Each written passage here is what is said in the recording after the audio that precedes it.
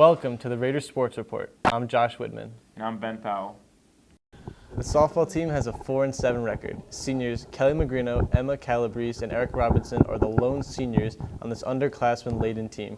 For more on the softball team, we now go to Matt Oz. What's up, Matt? Hey, Josh. How you doing? Good. First question, how did the girls do in the county tournament? They actually didn't do so good. They lost to Cranford 8-0, but they're still trying to be optimistic throughout the season, and they're hoping to get another win soon. Got you. And Kyra Lockhart, who's a junior here, is Alabama bound for softball. So how's the future member of the Crimson Tide doing this season? She's actually doing pretty good. She has a career average of 554, but she's out due to a back surgery. So we're just hoping she comes back as soon as she can. Got you. Hoping for a quick recovery. And who are we looking forward to step up next year and lead the team? Well, we have Kyra Lockhart, a girl named Jessica Waltzak, and a few other rising sophomores that are coming up. Awesome. Thank you, Matt. Thanks, Josh. Now let's go to Stephanie Judge for an update on the girls track team. How's it going, Stephanie? It's good. How are you? I'm good. So let's talk a little girls track. How's the team doing so far, and what's their record? The girls are currently undefeated with a dual meet record of 4-0. Wow, that's pretty good. So as we get towards the individual season, who have been some bright spots for the track team so far? The girls are very strong, but definitely the three best girls on the team are Mary Catherine Stovall, Sam Gorman, and Wilda Francois. Oh, that's wonderful.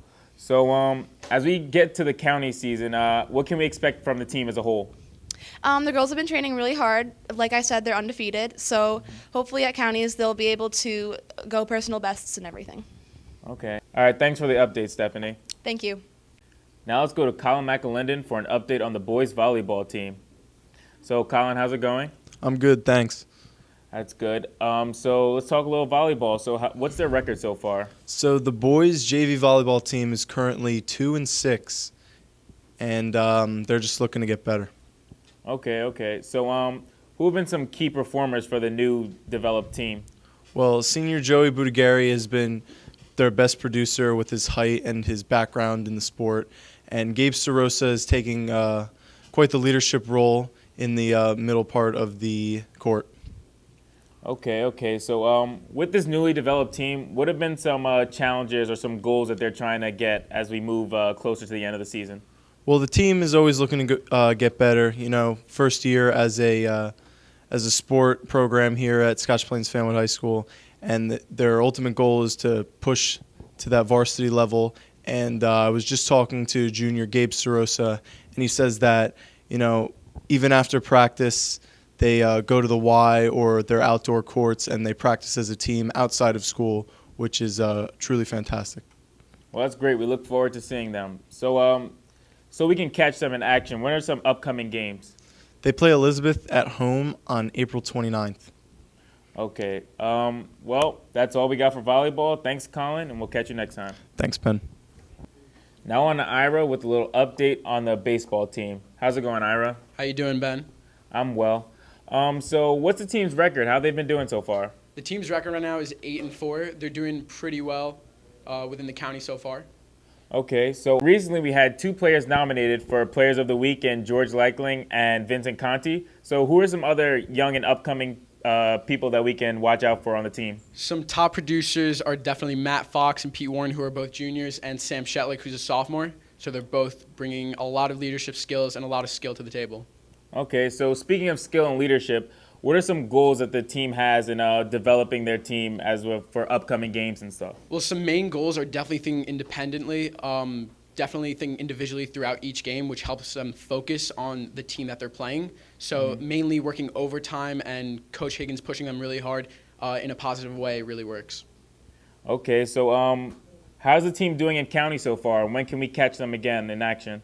They are in the second round of the county tournament right now, and they're actually first seed in the county tournament right now. Okay. Well, that's an update for baseball. We'll catch you next time. Thank you. Hi, I'm Stephanie, and I'm here with Athlete of the Month, Megan Contecca. Hello. Hi. So, Megan, tell us a little bit about yourself. Well, I'm a senior. I play lacrosse right now on the varsity team, and I've been playing this is my third year on the team. So why did you pick lacrosse specifically? My dad grew up playing lacrosse, so I grew up playing lacrosse, and it just became a habit. So how is the season going so far? We're actually doing really well compared to the past 2 years. We're 5-7 right now, which is never happened. So we're doing really well. So what are you playing next? Our game tomorrow is against New Providence for our county game. So what position do you play? I play defense. Boys lacrosse and girls lacrosse have different rules. How do they differ? Well, for boys lacrosse, they wear helmets and padding and stuff, so they can really just hit each other, but we don't wear helmets, so it's supposed to be a lot less violent, but that doesn't always happen. So. Has anything bad happened this year? We've had a few concussions, but it happens every year. It's bound to happen. So what are your plans for next year? Next year I'll be playing at Misericordia University, so I'm really excited about that. Are you still going to stick with lacrosse? Yeah, defense. Yeah.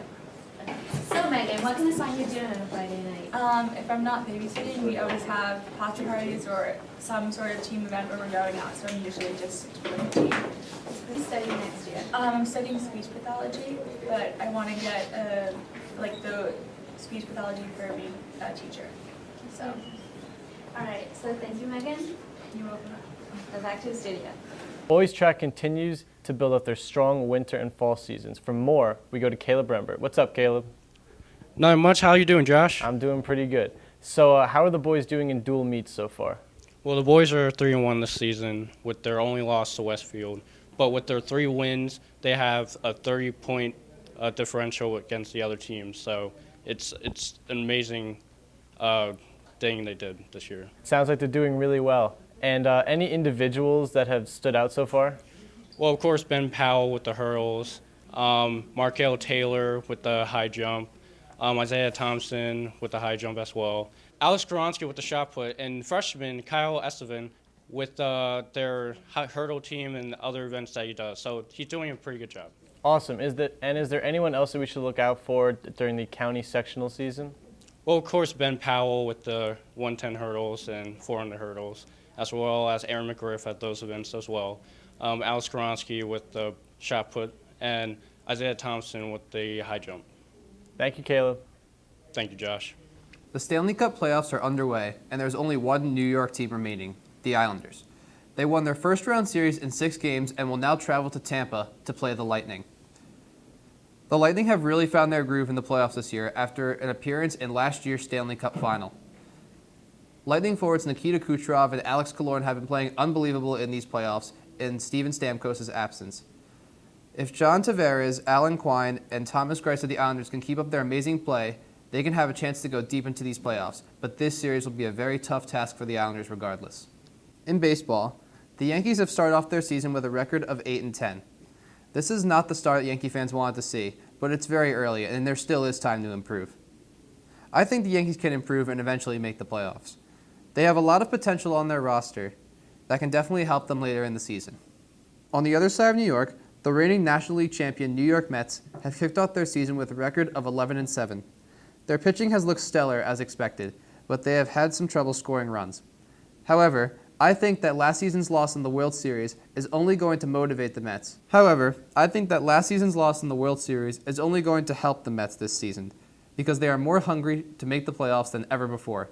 Mets fans should be very excited for the rest of this season. Now over to Megan with the Pulse. Thanks, Brett.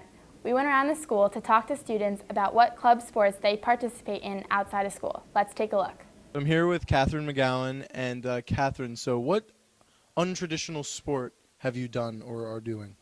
I was a synchronized swimmer. And how long did you synchronized swim for? I started in 3rd grade, and then I recently left the team this year because the team kind of just fell apart. So what was your favorite part of synchronized swimming, and what set it apart from regular swimming? So my favorite part was the show. We would have a show in the beginning every year. It was a fundraiser for the team, and we would have lights and cameras and an audience, and it was super fun, but competitions aren't usually that crazy. I don't know. I really liked performing for people. And what was your greatest achievement while you synchronized swam? So I was the junior and senior representative for the state of New Jersey. I went to the USA Swimming Convention to vote on rules for the sport of synchro. So the first year was in Florida, Jacksonville, Florida, and the second year was in Kansas City, Missouri. So that was a really great achievement. And we also went to nationals. Every single year that I did synchro, I went to nationals in some state in the United States. So yeah, that was it. Very cool. Thank you, Catherine.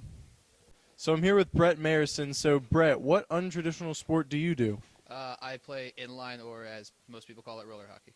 And how long have you been playing roller hockey? I've been playing since I was in 4th grade. I started because I really wanted to play some sort of hockey, and I unfortunately had a head issue that wouldn't allow me to play full contact because in danger of concussions. So I founded a league in Edison, and I've been playing there ever since. Now I run my own team in the men's league. So what would you say the biggest difference between incline hockey and ice hockey is? The biggest difference between the two is that, one, there's no contact. Well, there's a little bit, but like you can't like full on like slam people into the boards. There is stick checking, so that's a similarity. Biggest difference probably is that there's no offsides or icing. So, but people don't really goal hang because they like playing positional hockey, because a lot of them are former ice players. But that's pretty much the biggest difference. And plus, it's not 5-on-5; it's 4-on-4. What would you say is your biggest achievement while playing roller hockey? My biggest achievement, I won the championship a couple times, but I also actually got to go to a national tournament in Orange County, California at the JCC Maccabi Games, which is like an Olympic event for Jewish teens.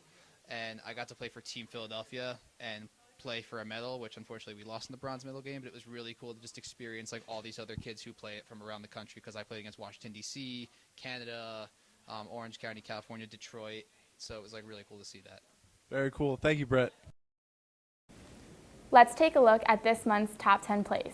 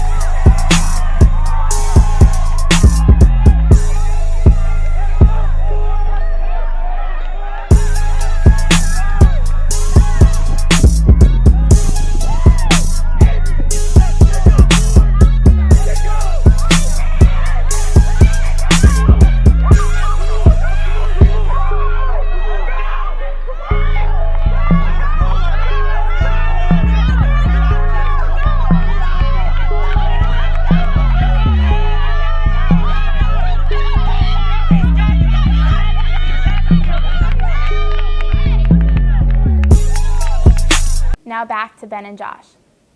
So before we cap this episode of the Raider Sports Report, we have a little bit of a sad farewell to one of our anchors, Brett. This will be his last episode. Brett, would you like to tell them what you're doing? I'll be doing my senior project at WSOU Seton Hall Radio. All right, well, we wish you good luck, Brett, and all you do. And this has been the Raider Sports Report. Tune in 2 weeks to find the new episode. And we're out.